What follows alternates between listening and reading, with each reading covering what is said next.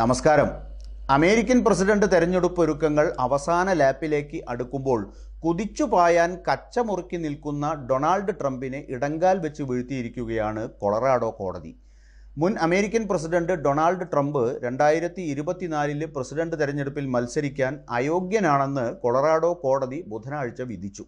United States ഭരണഘടനയിലെ 14-ാം ഭേദഗതിയുടെ section 3 പ്രകാരം മുൻ പ്രസിഡന്റ് ട്രംപ് പ്രസിഡന്റ് സ്ഥാനം വഹിക്കുന്നതിൽ നിന്ന് അയോഗ്യനാണെന്നാണ് കോടതി ഭൂരിപക്ഷ വിധിയിലൂടെ വ്യക്തമാക്കിയത്.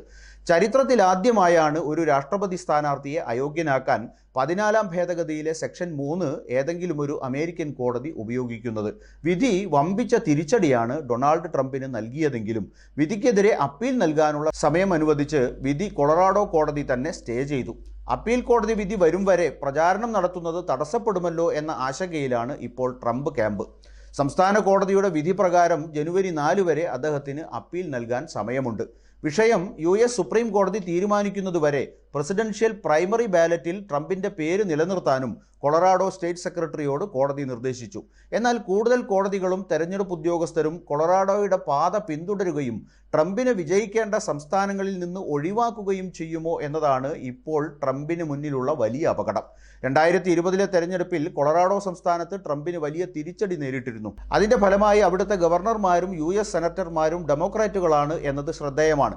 2020 ബൈഡൻ സംസ്ഥാനത്തെ ആകെയുള്ള 9 ഇലക്ട്രൽ വോട്ടുകളും നേടി വലിയ മുന്നേറ്റം നടത്തിയിരുന്നു. 2016 ഡെമോക്രാറ്റിക് നോമിനിയായിരുന്ന ഹിലാരി ക്ലിന്റണും വിജയിച്ച സംസ്ഥാനമാണ് കൊളറാഡോ.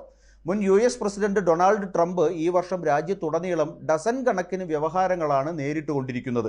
രാജ്യസുരക്ഷയെ ബാധിക്കുന്ന തരത്തിൽ പെരുമാറി എന്നതുൾപ്പെടെ വിവിധ കേസുകളാണ് ട്രംപിനെതിരെ ആരോപിക്കപ്പെട്ടിരിക്കുന്നത്. ഭരണഘടനയെ പിന്തുണയ്ക്കുമെന്ന് പ്രതിജ്ഞയെടുക്കുകയും കലാപത്തിൽ ഏർപ്പെടുകയും ചെയ്ത ഒരാൾക്ക് വീണ്ടും അധികാരം വഹിക്കാൻ അർഹതയില്ലെന്ന് പറയുന്ന 14-ാം ഭേദഗതിയിലെ സെക്ഷൻ 3 പ്രകാരം വൈറ്റ് ഹൗസിൽ മറ്റൊരു ടേമിന് ട്രംപ് യോഗ്യനല്ലെന്നാണ് കൊളറാഡോ കോടതി പറഞ്ഞിരിക്കുന്നത്.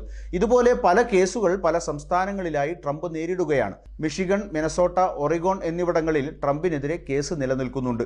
അതേസമയം അധികാരത്തിൽ നിന്ന് അകറ്റി നിർത്താനുള്ള രാഷ്ട്രീയ ഗൂഢാലോചനയാണ് ട്രംപിനെതിരെയുള്ള ആരോപണങ്ങളെന്നും അതിനെ നിയമപരമായി നേരിട്ട് പരാജയപ്പെടുത്തുമെന്നും പറഞ്ഞ റിപ്പബ്ലിക്കൻ പാർട്ടി വൃത്തങ്ങൾ ട്രംപിന് കട്ട സപ്പോർട്ടുമായി രംഗത്തുണ്ട്. റിപ്പബ്ലിക്കൻ സ്ഥാനാർത്ഥി ആരാകണമെന്ന് തീരുമാനിച്ച ആഭ്യന്തര വോട്ടെടുപ്പിൽ എതിരാളികളെ ബഹുദൂരം പിന്നിലാക്കാനായത് ട്രംപിന് ആത്മവിശ്വാസം പകരുന്നുണ്ടെങ്കിലും യഥാർത്ഥ മത്സരം തുടങ്ങാൻ നേരത്ത് കോടതി ഇങ്ങനെയൊരു ട്രാപ്പിലാക്കുമെന്ന് ട്രംപ് ഒരിക്കലും കരുതിയതല്ല. ഒരിക്കൽ വാണും തൊട്ടടുത്ത തവണ വീണും തെരഞ്ഞെടുപ്പ് കണ്ട ട്രംപിന് 3-ാം ഊഴത്തിന് ഭാഗ്യമുണ്ടാകുമോ എന്ന് കാത്തിരുന്ന് കാണാം.